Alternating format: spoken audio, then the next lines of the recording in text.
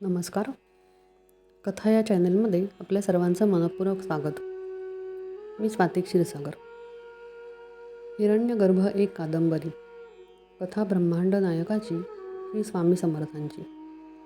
भाग 7. त्या तिबेटियन मठामध्ये आज खूप गडबड आणि लगबग होती. आज वेळ होती ती नवीन विद्यार्थ्यांच्या भरतीची. वँग जिग्मे ताशी हे त्या गुरुकुलाचे अधिपती होते. सर्व नव्या भरती झालेल्या मुलांसाठी हा एकत्र प्रार्थनेचा अनुभव नवा होता. जवळजवळ 40-45 विद्यार्थी मुले मठाच्या प्रांगणात जमा झाली. वँग जिग्मे ताशी यांनी प्रार्थना चालू केली. ओम मणिपद्मे हम. सर्वजण लयबद्धपणे ताशींबरोबर जप करू लागले. सर्व आसमंतात एक विशेष चेतना जागृत होऊ लागली. सर्व मिळून सामूहिकपणे उच्चारत असलेल्या त्या अद्भुत मंत्राचा प्रभावाने प्रांगणात जमलेल्या सर्वांच्या पाठीच्या कण्यात स्पंदने खालून हळूहळू वर सरकू लागली. ग्यालत्सो दोर्जे आणि सांगे केल्संग हे दोघे भाऊ खरे तर त्यांचा आजचा पहिला दिवस व या प्रार्थनेचा पहिलाच अनुभव, तरीही त्यांना ती स्पंदने जाणवत होती. 18 वर्षांचा ग्यालत्सो पिळदार देहाचा होता, तर 16 वर्षांचा सांगे कृश अंगकाठीचा होता. गुरुवर्य ताशींनी तासाभरांनी प्रार्थना संपवली व सर्व छात्रांना त्यांच्या शिक्षकांच्या हवाली केले. उद्या प्रातःकाळापासून सर्वांचे शिक्षण चालू होणार होते.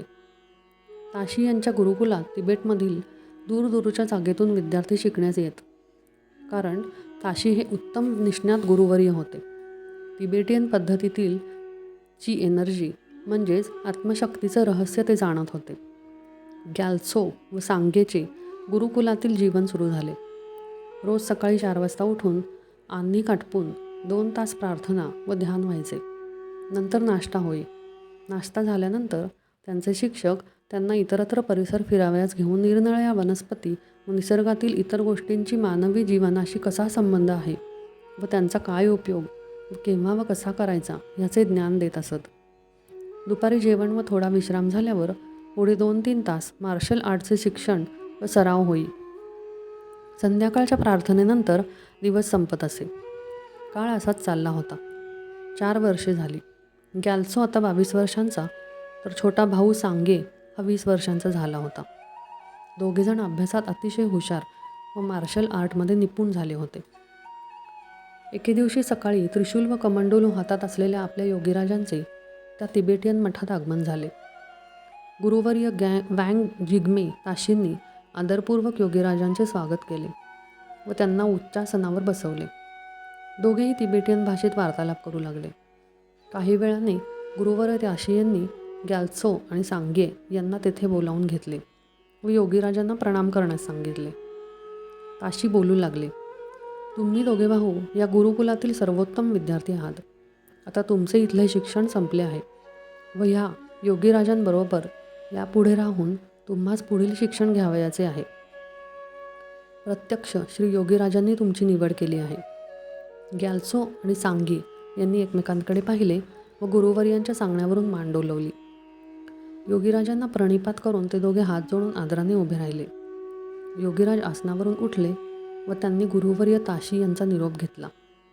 आता ते आपल्या 2 नव्या शिष्यांबरोबर गुरुकुलाच्या बाहेर पडले. 2 तेजस्वी युवक ग्याल्त्सो आणि सांगे त्यांच्या पाठीमागे 4 पावले ठेवून चालू लागली. दुसऱ्या दिवशी 3रे प्रहरी योगीराज आपल्या दुर्गम गुहेजवळ दोन्ही शिष्यांसह पोचले. गुहेत धुनी धडधडत होती. योगीराज मध्यभागी असलेल्या शिळेवर विसावले. ग्याल्त्सो आणि सांगे हात जोडून समोर उभे राहिले.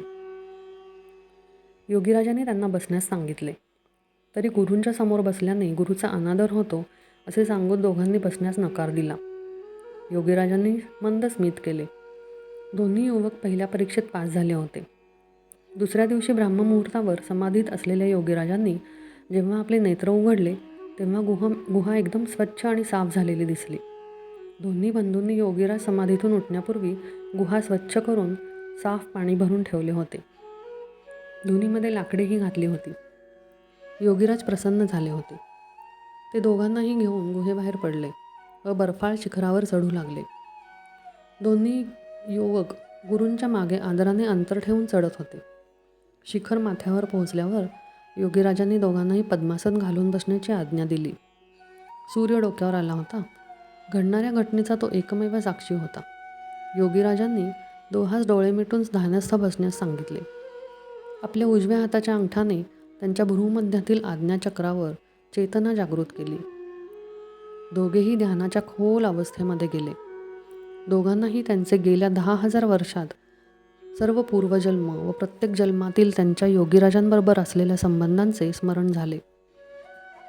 तसेच पुढे काय कार्य करण्यास योगीराज येथे घेऊन आले आहेत हेही समजले.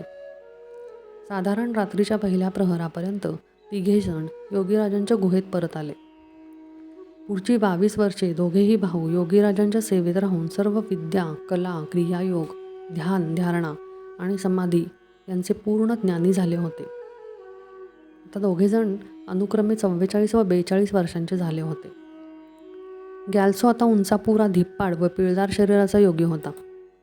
सांगे शांत प्रेमळ मुद्रा असलेला व चेहऱ्यावर तुरळक दाढी ठेवलेला असा होता.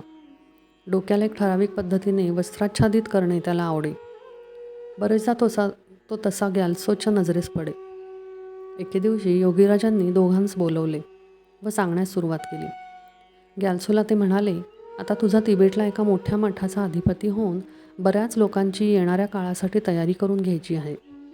या जन्मातील तुझे कार्य संपवून माझ्या प्राज्ञापुरातील अवतरण्याच्या सुमारास तू कार्यावस्थेतील योगी होशील व तुझी माझी परत भेट होईल. तसेच आपल्या त्या भेटीनंतर गजानन या नावाने प्रज्ञापुरीच्या जवळ शेगावी तू तुझे आध्यात्मिक साम्राज्य उभारशील. लाखो करोडो लोकांचा उद्धार करशील. योगीराज सांगेकडे वळले आणि सांगू लागले, तू आता अमरनाथ क्षेत्राजवळ तुझा पुढील काळ व्यतीत करून असंख्य जिज्ञासू आणि योग्यांना मार्गदर्शन करशील. या जन्मातील तुझे कार्य संपल्यावर प्रज्ञापुरीतील माझ्या अवताराचे वेळी आपली परत भेट होईल. तेथून जवळ असलेल्या शिर्डी ग्रामी साई या नावाने प्रसिद्ध व्हावशील. संपूर्ण जगभरात तुझा डंका वाजेल व माझी ध्वजा तू सर्वदूर फडकवशील. आता तुम्ही दोघेजण माझ्या आज्ञेप्रमाणे आपापल्या कार्यांसाठी प्रयाण करा. योगीराजांनी आपले दोन्ही हात आशीर्वादासाठी उचलले. दोन्ही भावांनी योगीराजांच्या चरणावर मस्तक ठेवले, आशीर्वाद घेतला आणि एकदा डोळे भरून योगीराजांना नजरेत साठवून घेतले आणि आपापल्या कार्याकडे प्रयाण केले. योगीराजही उठले. त्रिशूळ व कमंडलू उचलून गुहेच्या दिशेने चालू लागले. आपल्या प्रज्ञापुरीतल्या सर्व मोठ्या अवतारांसाठी त्यांनी आपले खास निवडण्यास सुरुवात केली होती आणि त्यांच्या चेहऱ्यावर अतीव समाधान होते. श्री अनंतकोटी ब्रह्मांड नायक महाराजाधिराज योगीराज परब्रह्म सच्चिदानंद अक्कलकोट निवासी श्री स्वामी समर्थ महाराज की जय. जय जय रघुवीर समर्थ. भाग 7 समाप्त. धन्यवाद.